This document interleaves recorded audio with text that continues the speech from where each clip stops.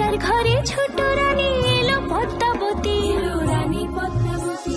রাজার আরো 6টি রানীর ছিল না সন্তান, পদ্মাবতীর কোলালোতে মিলল সমাধান।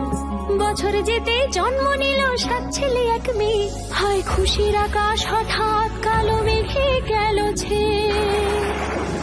হিংসেতে যায় জ্বলে পুড়ে বাকি 6টি রানী, যুক্তি করে ঘটায় ওরা 7 কুমারের হানি।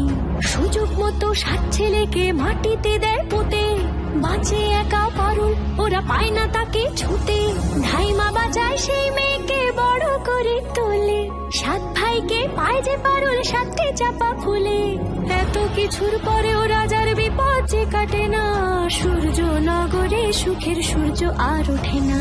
হিংসা বিবাদ বিচ্ছেদ আর প্রেমের কাহিনীতে পারুল বোন কি পারবে 7 ভাই চম্পাকে জাগাতে।